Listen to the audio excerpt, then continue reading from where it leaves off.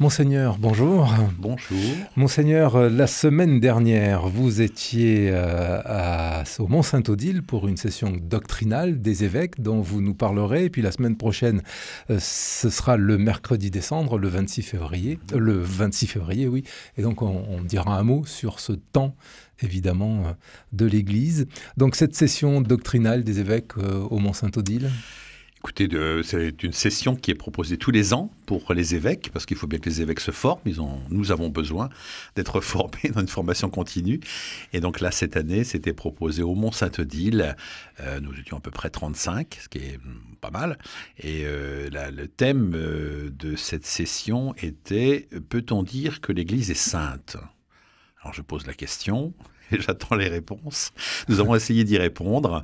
Non, d'abord, j'ai envie de parler un petit peu du lieu, parce que c'est un très beau lieu, le Mont-Saint-Odile, à côté de Strasbourg, qui fête cette année les 1300 ans de la mort de Saint-Odile.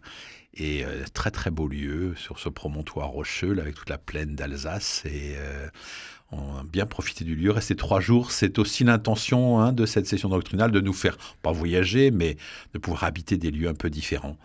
Et là, j'ai beaucoup apprécié le Mont-Saint-Odile. Il y a une adoration permanente, jour et nuit, depuis je crois 90 ans.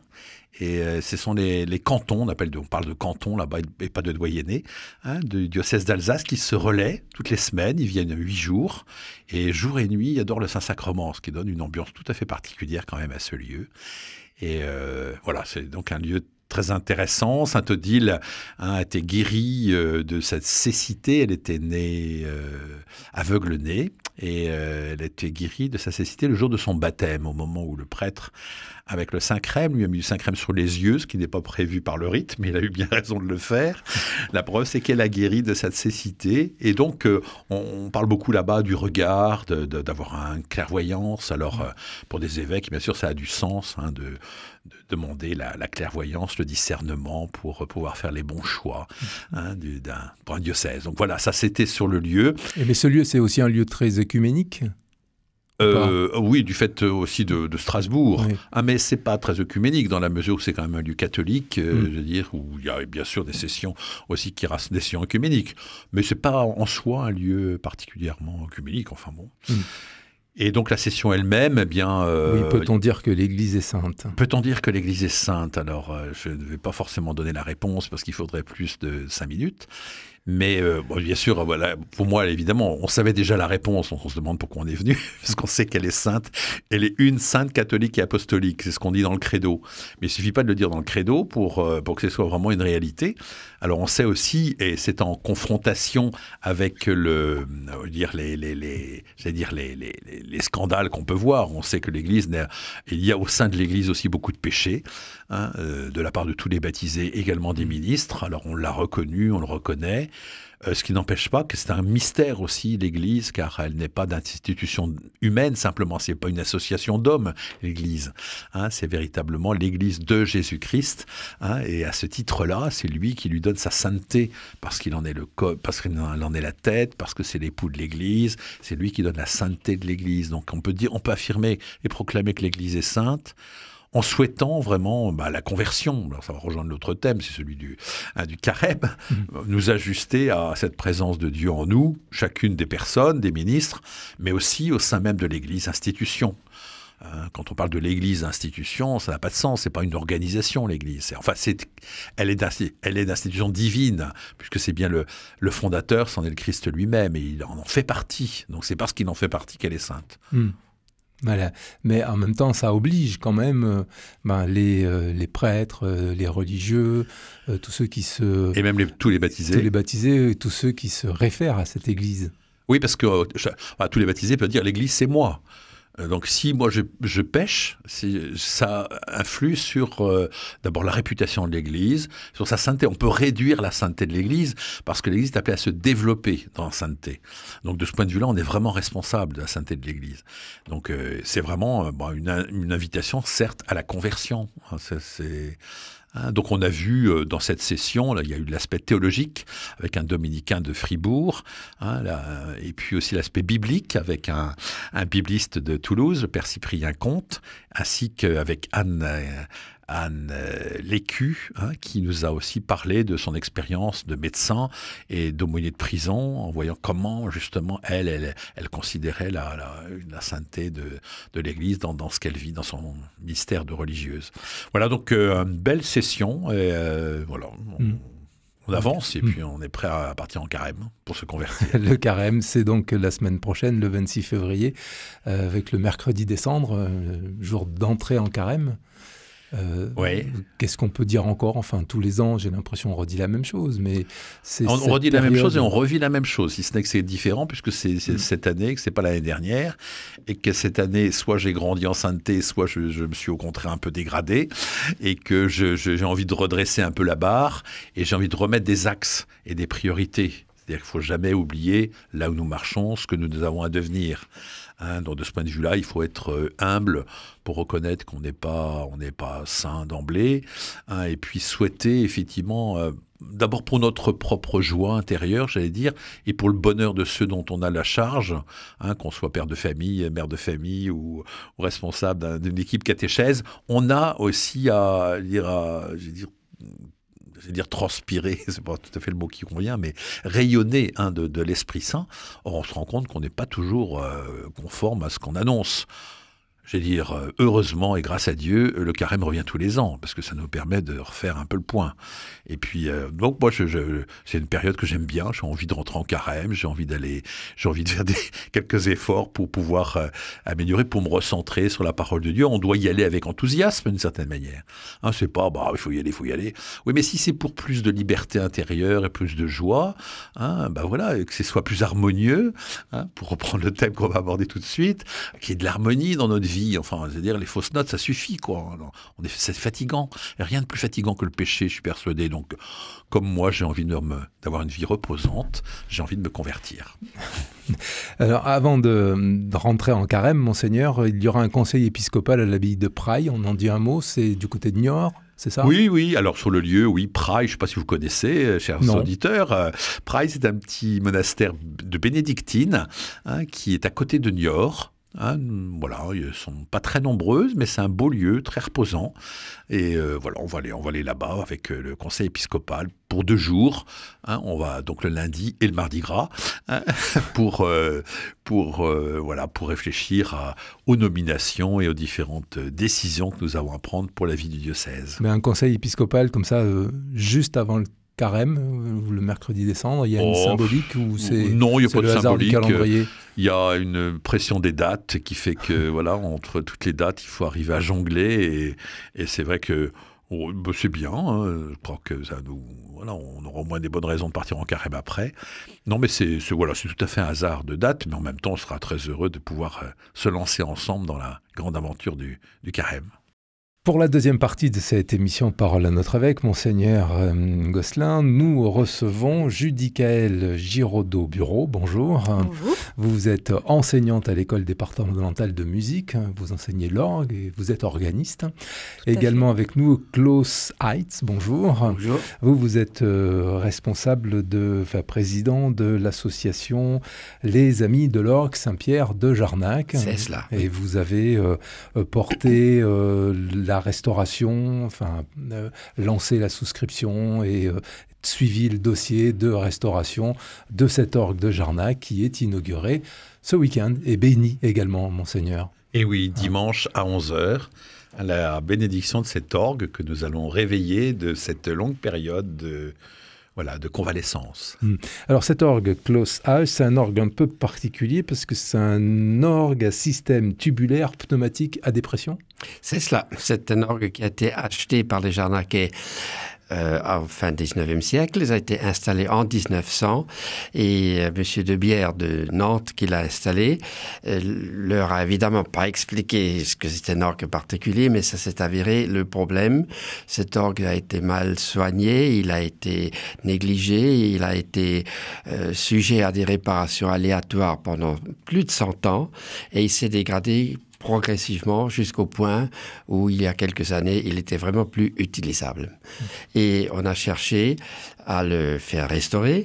La mairie de Jarnac a demandé à créer une association dont dont je suis le président, donc, et il fallait chercher. Et il m'a fallu des nuits de lecture de systèmes sur les orgues. J'en savais rien, mais c'est archi compliqué. Je peux vous assurer que les livres se tassaient sur ma table de chevet. Et alors, on a demandé d'abord à une grande maison de facture d'orgue de Strasbourg de venir. Le monsieur très gentil est venu et il a préconisé de changer le système de l'orgue. Il nous a fait un devis absolument monumental qui était passé les 300 000 €. Je peux dire le chiffre. Le maire a sauté en l'air en disant, pour ça, je peux construire un rond-point. Là-dessus, on a fait venir une dame qui s'appelle Madame Pauline Lucas de la DRAC de Poitiers. Et je lui ai expliqué la situation et elle a pensé comme je pensais, c'est-à-dire ça valait seulement le coup de restaurer cet orgue si on le remettait dans l'état d'origine, dans l'état dans lequel il était conçu. Là-dessus, on savait qu'il avait construit à l'époque. C'était la maison Link en Allemagne. Et grâce à l'Internet, je l'ai retrouvé très vite. J'ai téléphoné et le directeur est venu. Il m'a dit, mais il n'y a absolument aucun problème. Et je reconnais nos tampons sur les tuyaux, puisque les factures d'orgue mettent des tampons sur chaque tuyau. Je reconnais notre système et ça, on peut le restaurer sans aucun problème. Et c'était moins que la moitié que le premier devis. Voilà. Et ce monsieur, c'est un descendant de la maison Link? Non, c'est tout à fait. Ce sont d'autres personnes maintenant qui ont cette maison. La maison existe depuis 1860 à peu près. Et ce sont tout à fait d'autres personnes qui sont maintenant en charge. Mais c'est une maison qui travaille toujours beaucoup. Et évidemment, ils sont spécialistes puisqu'ils sont les co-inventeurs. Les frères Link, à l'époque, étaient les co-inventeurs de ce système pneumatique à dépression. Mais alors, qu'est-ce que c'est que ce système? C'est vous qui nous en parlez, Judicaël Giraudot, ou Bureau? Alors, j'avoue que je connais assez peu le fonctionnement. Je connais dans les grandes lignes le fonctionnement, mais ce sont des instruments relativement rares. En fait, on n'en rencontre pas beaucoup. Et j'aurais aimé voir de plus près justement la mécanique, mais je n'ai pas eu l'occasion de venir pendant que les facteurs étaient là. Ce sera sans doute possible dans les mois qui viennent néanmoins. Mais en tout cas, c'est un système... en fait, les orgues, plus couramment, sont à traction mécanique. C'est-à-dire c'est directement un système mécanique qui relie la touche au système de tuyauterie et donc à l'alimentation en air. Et là, le système est différent. En fait, ce sont des petits tubes qui sont remplis d'air.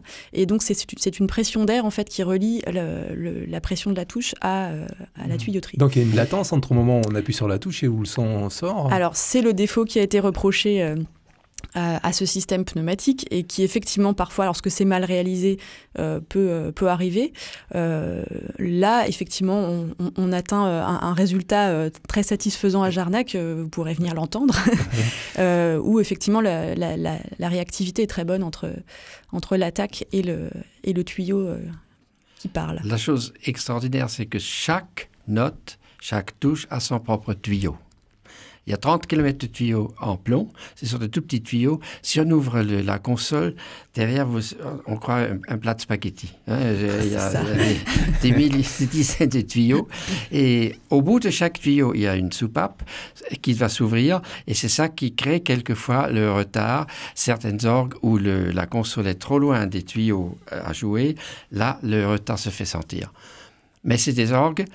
On a aussi pensé à mieux équilibrer l'arrivée d'air, c'est-à-dire que les tuyaux aigus et les tuyaux bas reçoivent la même intensité, pas la même quantité, mais la même intensité d'air, et qui permet de jouer des œuvres, comment dirais-je, plus complexes, des œuvres romantiques, du répertoire romantique allemand surtout, aussi français, Widor, Brahms, Reger. On peut jouer ça sur ces orgues. Et je connais des organistes, j'ai téléphoné beaucoup avec des organistes qui aiment beaucoup ce système pour justement jouer ces œuvres-là. Pourtant, le système, la sonorité de l'orgue avait surpris à l'époque, non? Il y avait eu des controverses, je crois, sur l'utilisation de cet orgue en liturgie.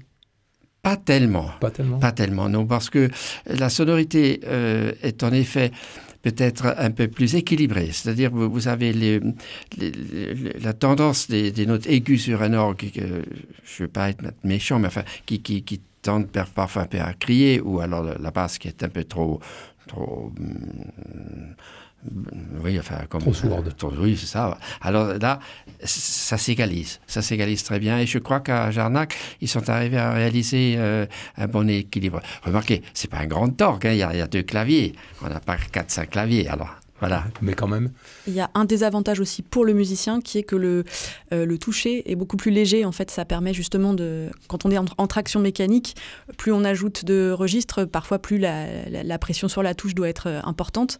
Et ça peut créer un petit désagrément au jeu. Et là, c'est vrai que ça résout le problème. On a un toucher très léger.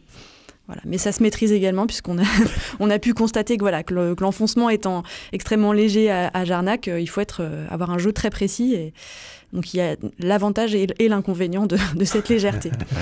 Monseigneur, la place de l'orgue dans la liturgie, elle est importante. Elle est très importante. Je pense que ça fait partie de cette louange que nous voulons, qui fait partie de la prière, hein, à la fois les voix et les instruments. Et l'orgue a sa place, une place toute particulière dans les églises et les cathédrales. Je pense que ça fait partie de cette liturgie, j'allais dire divine, que nous souhaitons, et j'espère que ça va être céleste dimanche, parce que je pense que c'est ce que nous voulons. C'est pas simplement un concert qu'on entend pour notre propre satisfaction, mais combien c'est un support aussi à la prière. C'est pour moi je vais dire un mystère, c'est peut-être pas exagéré, mais l'orgue, il y a tellement une capacité énorme, enfin quand même, de déploiement, à la fois dans l'accompagnement et puis par ailleurs dans des pièces uniques. Donc moi je crois que pour moi en tant que célébrant, ça fait vraiment partie du soutien, et c'est déjà une prière. Alors certainement pour celui qui joue, celle qui joue, et puis pour toute la communauté elle-même qui doit être portée par la musique. L'émotion, et puis le cœur, quoi. On ne reçoit pas un ressenti simplement esthétique, mais l'esthétique, comme la beauté des lieux, nous porte à la prière. Et donc pour être baptisé, il y a un rituel, pour être béni, il y a un rituel. Écoutez, ça va être une première pour moi, c'est la première fois que je le fais, donc je vais le faire avec beaucoup de cœur, j'espère. Je pense qu'il y a un dialogue qui est prévu entre le célébrant et l'instrument.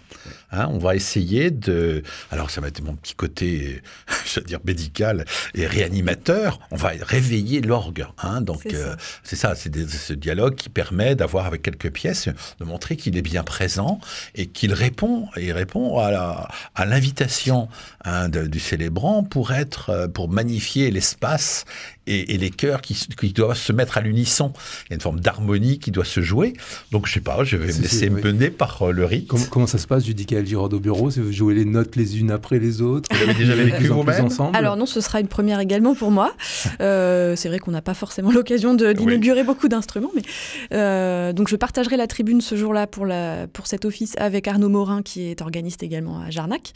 Donc, c'est en partie lui qui va s'occuper de ce dialogue. Nous avons donc réparti les choses ainsi.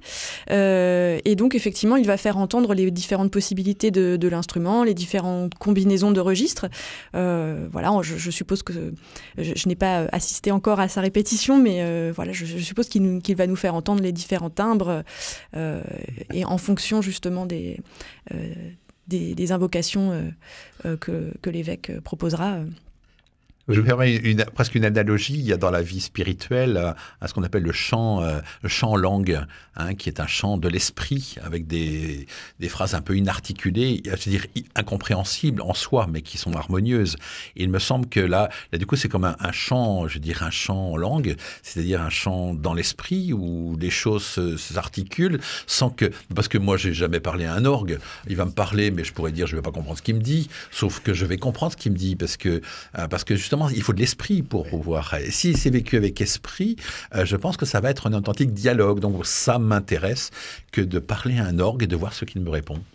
Et justement, l'orgue est un instrument dont on désigne souvent les parties par des noms d'organes qui sont parfois des organes du corps. C'est-à-dire les soufflets sont souvent désignés comme les poumons de l'orgue, les tuyaux, on dit qu'ils parlent, ils ont une bouche, ils chantent, etc. Et donc c'est vrai qu'il y a quelque chose de vivant dans cet instrument. qui va justement se réveiller dimanche. Mais vous l'aurez quand même un petit peu réveillé avant, puisque la veille, vous faites un concert inaugural avant cette bénédiction. Hein. C'est ça, les choses sont un tout petit peu faites à l'envers, mais on ne le dira pas. Donc effectivement, oui, il y a un concert d'inauguration samedi à 18h, à l'église de Jarnac, bien sûr. Et donc vous pourrez entendre du répertoire d'orgue solo, bien sûr. Alors je jouerai des pièces, j'ai essayé également de présenter tout le potentiel de cet instrument. Donc on fera entendre du répertoire de Jean-Sébastien Bach, parce que on ne peut décemment pas faire inaugurer un instrument sans faire entendre de Jean-Sébastien Bach. Il y aura du Mendelssohn également. Et puis nous nous approcherons petit à petit du répertoire plus récent avec César Franck et Jehan Alain pour terminer. Et nous entendrons également la chorale des Noctambules, qui permettra aussi d'entendre l'orgue sous une facette différente, en accompagnateur aussi du chant. Voilà. Vous allez voir l'estrade plein de monde, avec l'organiste et la chorale qui vont être là-haut, et ça va être une première à l'église de Jarnac, puisque j'ai jamais vu des gens chanter là-haut, et ça va être merveilleux puisqu'ils vont chanter ensemble avec l'orgue. Et donc pour vous, Klaus Heinz, cette inauguration et cette bénédiction qui arrive, c'est un soulagement. Enfin, on est arrivé à restaurer cet orgue. Écoutez, c'est merveilleux. Il faut dire que depuis que je suis à Jarnac, j'ai toujours entendu que des mauvaises paroles sur cet orgue. Et en effet, il ne fonctionnait pas bien. Et là, de savoir qu'on ait pu le restaurer à ce degré et qu'il sera vraiment très beau comme son et très présent, toujours dans toutes les manifestations, et puis pour toutes les messes qu'on fera, on pourra maintenant compter dessus. Et on ne sera plus là muet devant cet orgue. Ça, c'est merveilleux. Mais il faut aussi savoir, c'est pour ça que l'association va continuer d'exister même après ce moment extraordinaire. Il faut l'accompagner, il faut être présent, il faut que cet orgue soit toujours joué, il faut que je trouve des organistes ou de toutes sortes, tout le monde qui joue de l'orgue, qu'on joue dessus. Un orgue ne peut pas dormir, il ne doit pas dormir. Et c'est pour ça que nous sommes là, nous serons là aussi dans le futur, pour toujours être sûr que cet orgue sera joué et que tous les dimanches, j'espère. Et il a besoin d'être accordé régulièrement, d'être vérifié. Le fait que ce soit un orgue un peu particulier, on l'a dit, tubulaire, pneumatique à dépression. C'est en tout cas... Tous les orgues ont besoin d'un entretien régulier. Et on va établir un contrat d'entretien avec la maison Link en question, qui va venir une fois par an, vraiment refaire tout à zéro, accorder, faire de l'intonation. Et ils sont très, très expéditifs, puisqu'il y a eu un peu ce qu'on appelle un petit problème pendant les vacances de Noël. Je les ai appelés, puisqu'on ne pouvait pas le régler nous-mêmes. Ils sont venus. Ça fait comme 10 heures de voiture de chez eux, mais ils sont venus tout de suite. Ils sont réparés. Donc, on peut compter sur eux, et ça c'est très important. Ils nous ont dit que la première année c'est comme un rodage. Tout est neuf, il y a des parties, il y a des feutres, des cuirs. Ce qui était très surprenant, même le technicien qui est venu a été surpris. On utilise du cuir de kangourou parce que c'est le seul cuir qui aujourd'hui est assez résistant et souple en même temps, puisque apparemment nos pauvres bêtes sur les champs ne sont plus nourries de la façon qu'il faut pour faire un très beau cuir. Alors tout ça est neuf, tout ça doit jouer, et c'est pour ça que certainement il y aura encore des choses qui vont surgir, mais il faut qu'ils soient entretenus régulièrement. Oui. Donc régulièrement, Judicaël Giraud au bureau, vous aurez l'occasion de le voir, le ventre de cet orgue. Eh bien oui, d'autant plus que j'enseigne sur cet instrument, puisque Jarnac est une antenne de l'école départementale de musique. Donc depuis plusieurs années, j'y enseignais déjà. J'avais déménagé quelques temps sur Mérignac pendant la restauration de l'orgue de Jarnac, mais du coup, là, ça y est, depuis quelques semaines, les élèves ont le plaisir de revenir travailler sur cet instrument, et donc chaque semaine prennent leur cours sur l'orgue de Jarnac, ce qui est une vraie chance. Beaucoup d'élèves à demander à jouer de l'orgue. Donc dans ma classe au total, sur toute l'école départementale, donc les différentes antennes, j'ai 25 élèves. Et sur l'antenne de Jarnac, pour l'instant, ils sont 5. Donc voilà, avis aux amateurs, adultes et enfants d'ailleurs, puisque nous acceptons également les vocations tardives. Voilà. Et alors, jouer de l'orgue, c'est un plaisir comment on est transporté, ça prend aux tripes. Enfin, je sais pas, on est proche quand même de cet instrument quand on le joue. Oui, oui, tout à fait. C'est un instrument qui est effectivement qui provoque effectivement beaucoup d'émotions intenses, puisqu'il a un panel de sonorités très, très étendues, des sons les plus doux jusqu'au tutti le plus spectaculaire. Donc c'est vrai que c'est un instrument sur lequel on peut s'exprimer de manière très, très riche, oui, tout à fait. Monseigneur ? Moi, j'avais envie de remercier d'abord l'association et Monsieur le Président de cette aide précieuse, parce que sans cette motivation et sans cette énergie, rien n'aurait été possible. Et puis remercier aussi tous ceux qui se forment pour pouvoir jouer de l'orgue et les formateurs. Et puis j'avais envie, du côté spirituel, mais de me dire... voilà, cet orgue a été restauré à l'identique. C'est-à-dire qu'on a retrouvé ce pourquoi il était fait. Alors, si vous me permettez, par rapport même au thème du carême, l'idée, c'est de devenir vraiment ce qu'on est et de donner le meilleur, pas simplement avec ce qu'on a reçu, pour pouvoir développer aujourd'hui ce qu'on est.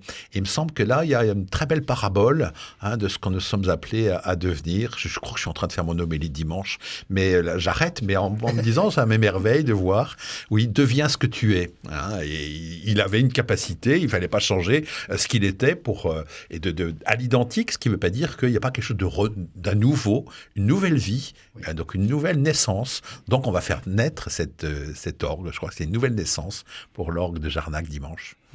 Alors, une nouvelle naissance qui a été rendue possible grâce à la souscription auprès de la Fondation de France. Tout ça, il faut le rappeler aussi. C'est la Fondation du patrimoine, attention. Fondation du patrimoine, pardon. Oui. Oui, alors, il y a eu un élan comme ça de évidemment, donateurs. c'est une aide très, très précieuse. La Fondation du patrimoine permet des crédits d'impôt aux donateurs, ce qui est important. Et il y a eu un enthousiasme qui s'est levé, que je n'attendais pas d'ailleurs. Et on a eu beaucoup de dons, jusqu'à aujourd'hui encore. Et c'est très important qu'on sent que les gens s'intéressent et qu'ils sont convaincus qu'on va faire quelque chose de bien. Oui. Bien. Très bien. Et là, vous avez à peu près clos, là ou vous avez encore besoin d'un petit coup de pouce? C'est-à-dire, nous sommes à un résultat extraordinaire, puisque nous sommes pratiquement à 50% de la somme, ce qui est beaucoup, par la collecte. Il faut dire que certains sont venus très tard. C'est toujours, il y en a qui... Il y a 2 jours, j'ai encore reçu quelque chose de substantiel.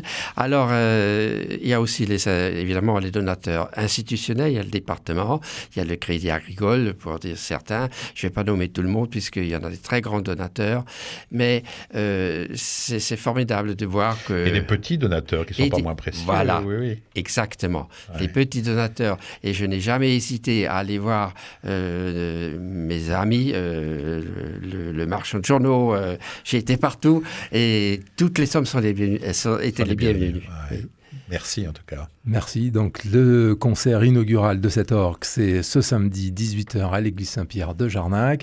La bénédiction, c'est dimanche 11h lors de la messe avec vous, Monseigneur Hervé Gosselin, et puis vous aussi, Judy Kael, même si l'organiste titulaire est là, vous serez présente dimanche. Tout à fait. Et merci aussi à vous, Klaus Heitz, d'avoir porté ce projet de restauration de cet orgue à Jarnac. Merci beaucoup.